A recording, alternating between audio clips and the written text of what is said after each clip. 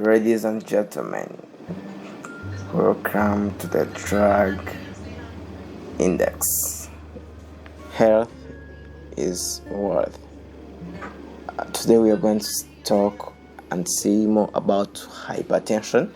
So we can start with the etiology of hypertension.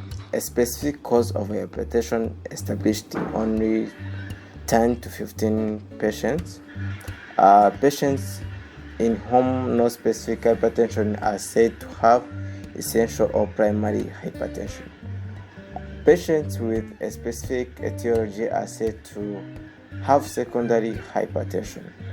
Genetic factors, physiological factors, stress, and environmental and dietary factors as contributing to the development of hypertension.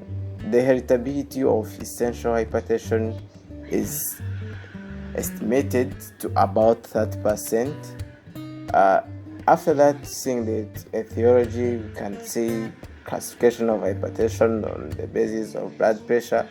So for the normal person, the blood pressure will be less than 120, and for the pre-hypertension it will be between 120 and 80, and for hypertension, as hypertension it will be greater or equal to 140 per 90 milligram.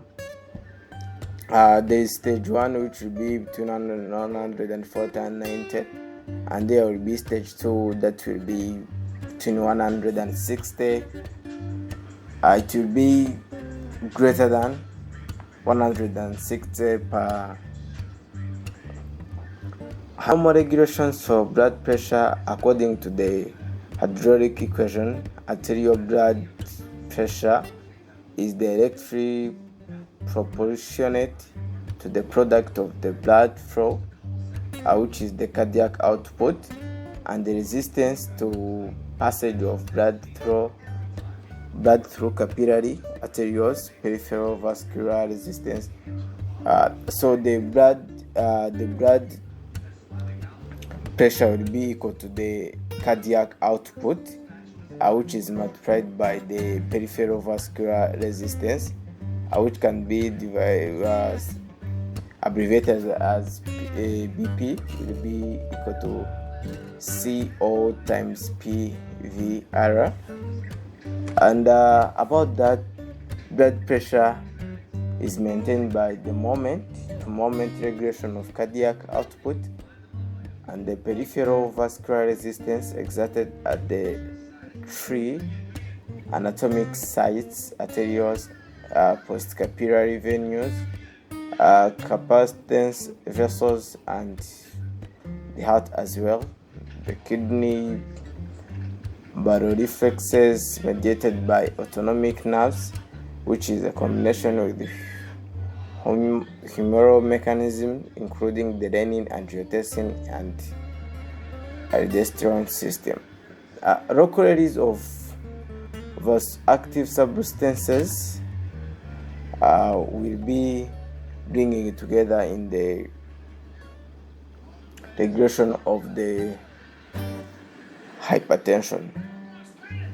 So there is antihypertensive agents, or you can call them antihypertensive drugs, which are drugs or agents that are used to treat hypertension. So we have a broad classification, but we will be looking at each and every one of it. So the first class will be diuretics, which will be containing thiazides, high saline, and potassium sparing. In thiazides, which is under diuretics, it is having drugs like hydrochlorothiazide, chlorothalidone, adapamide. So next to that, there's high saline, which also falls under diuretics, which will be having an example like furosemide, and the last subclass of diuretics will be potassium sparing. which will be having examples like spironolactone, amylolide. And the next class of antihypertensive agents will be ACE inhibitors, which will be having examples like captopril, enalapril, lisinopril, perindopril, ramipril, and fosinopril. And another class of antihypertensive agents or antihypertensive drugs will be angiotensin blockers, which will be containing losartan, candesartan, irbesartan, valsartan, and many others. Under that, we'll be having the lectinin inhibitor, which will be containing ariciclin, which is the only drug which is available now under the class. We have beta adrenergic blockers, which will be containing like propanolol, metoprolol, atenolol, and many others. Another class that will be there will be calcium channel blockers, which will be containing parapamid, diltiazem, nifedipine, ferrodipine, amlodipine, and many others. And another one will be beta and alpha adrenergic receptors, and we'll be having examples like labetalol, carvedilol, and many others. And those ones which are specific for blocking the alpha adrenergic receptors are like terazosin, doxazosin, phentolamine, and many others. And we have those ones that act centrally, central sympatholytics, which will be containing clonidine and methyl-dopa. And the last one in this class will be vasodilators. Among vasodilators, we'll be having those ones that dilate the arteries, which will be containing hydralazine, minoxidil, diazoxide, and there are those ones which are not specific, which will be dilating both arteries, and which will be arteriolar and venous vasodilators. And the main common example in this class will be sodium nitroprusside. And there are other drugs that might be used to treat hypertension, like adrenergic neuronal blockers, which will be containing dizapine, guanidine, and others will be like ganglionic blockers, which will be containing like pentorenium. Next to that, we can start with talking about these drugs in detail. We start with thiazide, which is falling under a class of diuretics. Thiazide diuretics such as hydrochlorothiazide and chlorothalidone lower blood pressure initially by increasing sodium and water excretion. Thiazide diuretics can induce hypokalemia, hyperuricemia, and to a lesser extent hyperglycemia in some patients. Next to that, we can see about loop diuretics, which are these antihypertensive agents that will be also falling under diuretics, and they will be acting on the loop Henry of the nephron. Inhibitors of epithelial sodium transport at the red distal and collecting ducts, like furosemide and ethercyclinic acid receptor, and reduce potassium loss in the urine. Aldosterone antagonists have the additional benefit of diminishing the cardiac remodeling that occurs in heart failure. The third subclass of diuretics, which is potassium sparing, the loop diuretics like amylolide, torsemide, bumetanide act promptly by blocking sodium and chloride reabsorption in the kidneys, even in patients with poor renal function or those who have not responded to thiazide diuretics. Loop diuretics cause decreased renal vascular resistance and increase the renal blood flow. The next one, now we'll be having ACE inhibitors. The ACE inhibitors are recommended as first-line treatment for hypertension in patients with a variety of comparing indicators, including high coronary disease risk or history of diabetes, stroke, heart failure, myocardial infarction, or chronic kidney disease. ACE inhibitors is also responsible for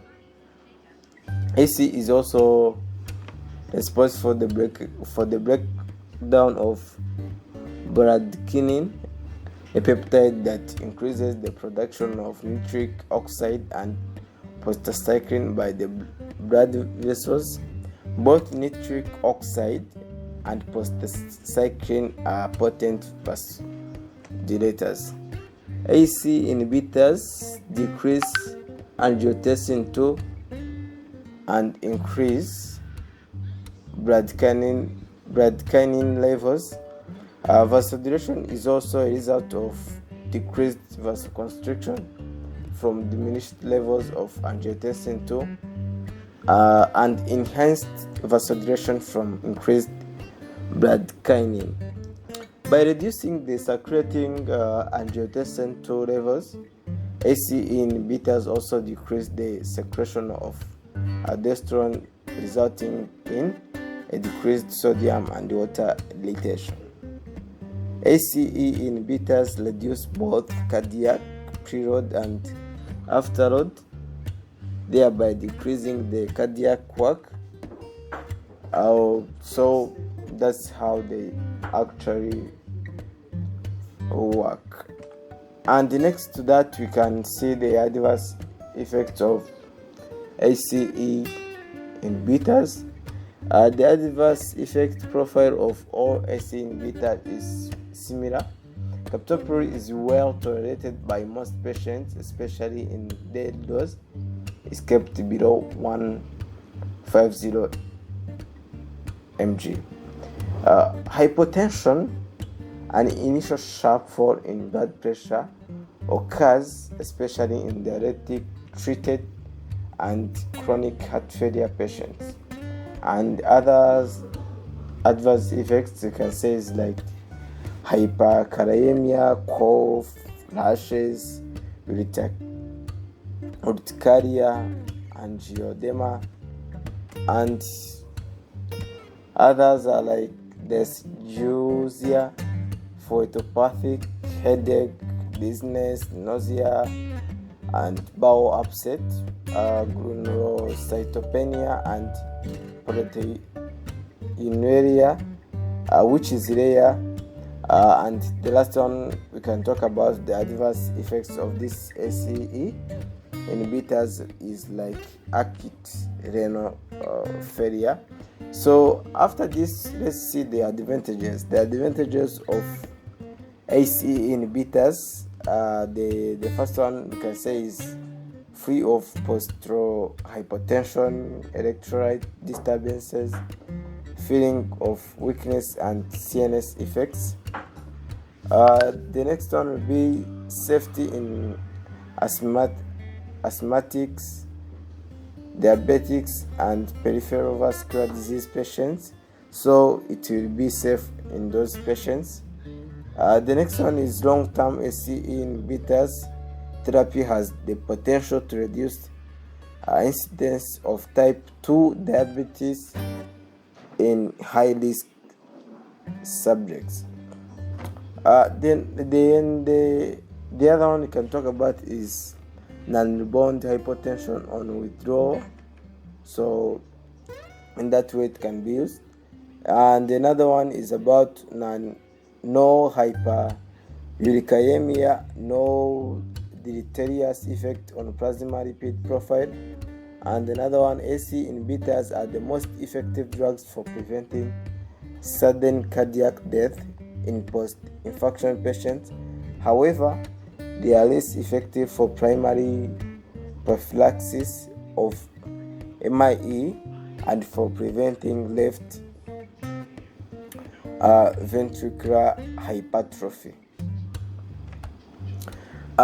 Some uses of ACE inhibitors, like they are used to treat hypertension. The ACE inhibitors are the first-line drugs in all grades of hypertension, but the angiotensin receptor blockers have now suppressed them in popularity. But essential hypertension respond to monotherapy with ACE inhibitors, and the majority of the rest to their combination with diuretics or beta blockers. Another use is they are used in congestive heart failure because ACE inhibitors cause both arterial and venodilation in CHF patients, reduced afterload as well as preload. Myocardial infarction is another use of these ACE inhibitors. Long-term ACE inhibitors therapy reduces recurrent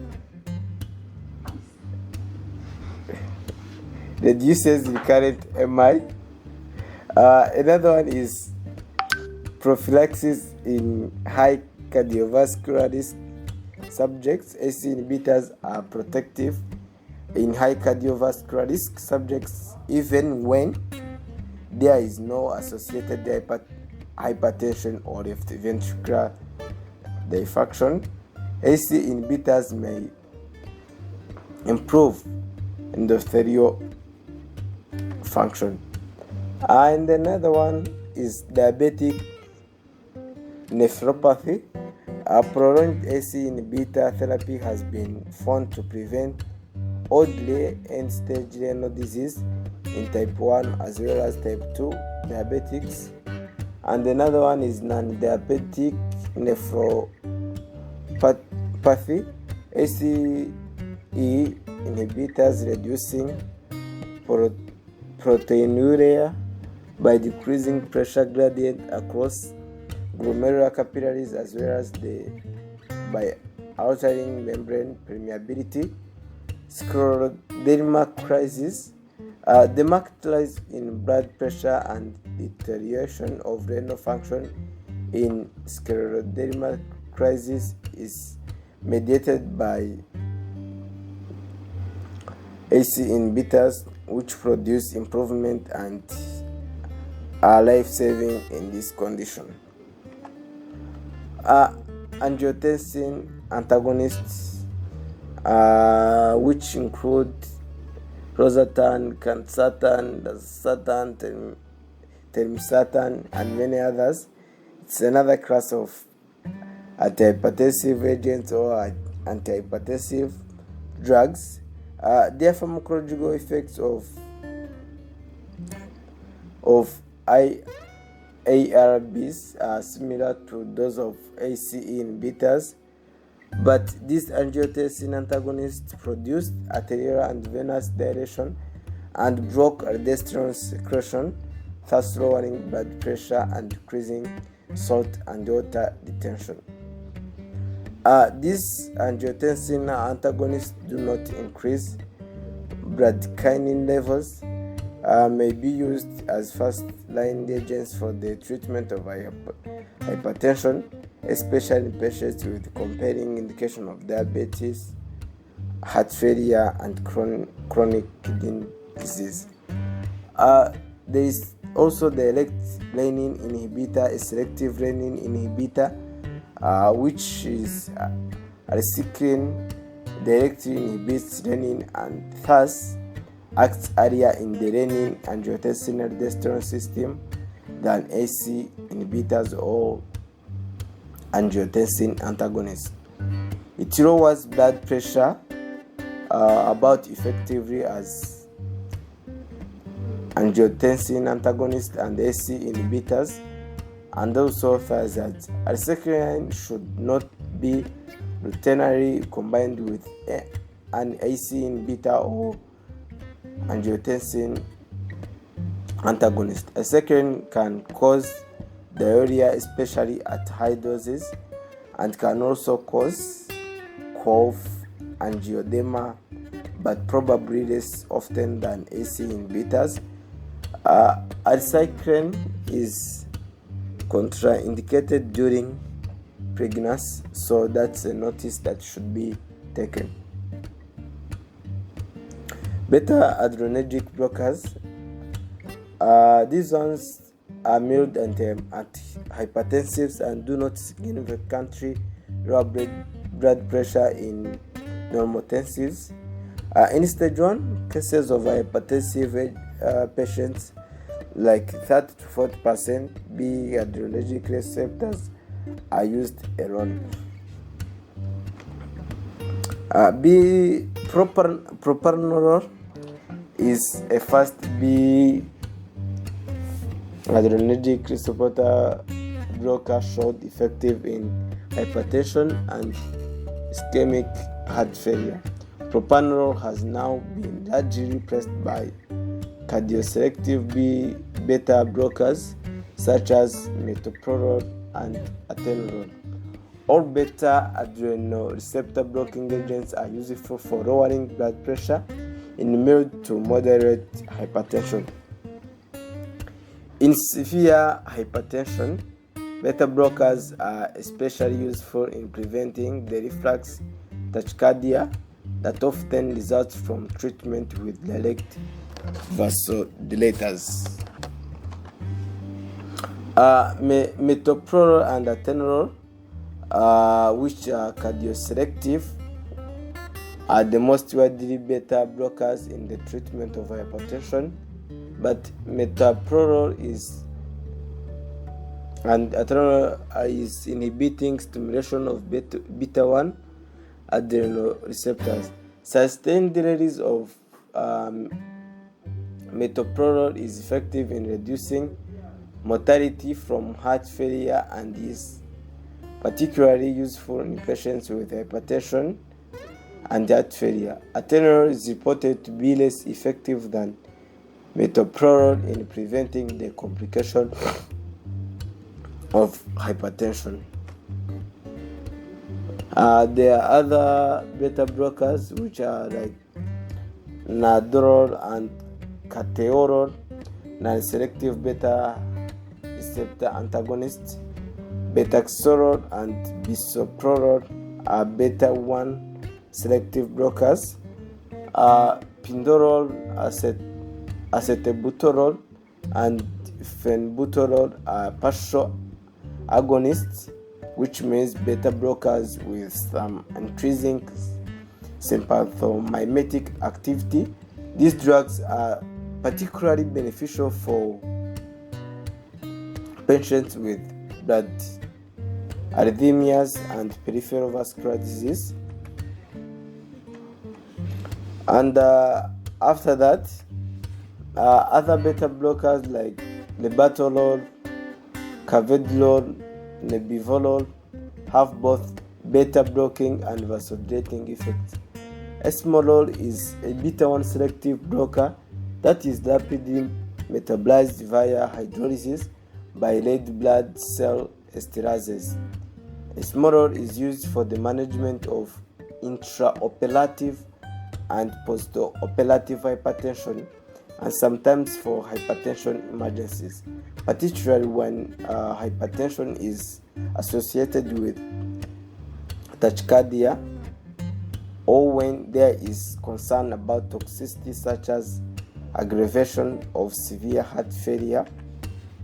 Other ones like alpha-adrenergic blockers are like prazosin, terazosin, doxazocin, where prazosin is a prototype alpha-1 adrenergic blocking agent, and terazosin and doxazocin are long-acting congeners of prazosin, and alpha blockers reduce arterial pressure by dilating both resistance and capacitance vessels. Other alpha adrenergic receptor blocking agents are like phentolamine, which is a reversible and selective alpha adrenergic antagonist, and phenoxybenzamine, which is also a non-selective irreversible alpha blocker, which are useful in diagnosis and treatment of pheochromocytoma. Centrally acting adrenergic drugs like clonidine acts centrally as an alpha-2 agonist to produce inhibition of sympathetic vasomotor centers, decreasing sympathetic outflow of the periphery. This leads to reduced total peripheral resistance and decreased blood pressure. At present, it is occasionally used in combination with a diuretic. And another one is a methyl-dopa. It is an alpha-2 agonist that is converted to methylnorepinephrine centrally to diminish adrenergic outflow from the CNS. It is mainly used for management of hypertension in pregnancy, where it has a record of safety during pregnancy. Vasodilators like hydralazine, dehydralazine, which is another name of hydralazine, and minoxidil, not used as primary drugs to treat hypertension. These vasodilators act by producing relaxation of vascular smooth muscles, primarily in arteries and arterioles. This results in decreased peripheral resistance. Both agents reproduce reflex stimulation of the heart, resulting in the competing reflexes of increased myocardial contractility, heart rate, and oxygen consumption. Hydralazine is an accepted medication for controlling blood pressure in pregnancy induced in hypertension. This drug is topically to treat male pattern baldness. Treatment of hypertension. Hypertension emergency. It is rare but life-threatening condition. A variety of medications are used, including calcium channel blockers, nitric oxide vasodilators, adrenergic receptor antagonists, the vasodilators like hydralazine and dopamine agonist enordopam. And the treatment of hypertension, resistant hypertension, it is defined as blood pressure that remains elevated despite the administration of optimal 3-drug regimen that includes diuretic. The most common causes of resistant hypertension are poor compliance, excessive ethanol intake, concomitant conditions like diabetes, obesity, sleep apnea, hyperaldosteronism, high salt intake, metabolic syndrome. And another one is concomitant medications like sympathomimetics, non-steroidal anti-inflammatory drugs, antidepressant medications, and another ones like insufficient dose of drug and many others. Thank you for being with us. Stay in touch. This was the Drug Index.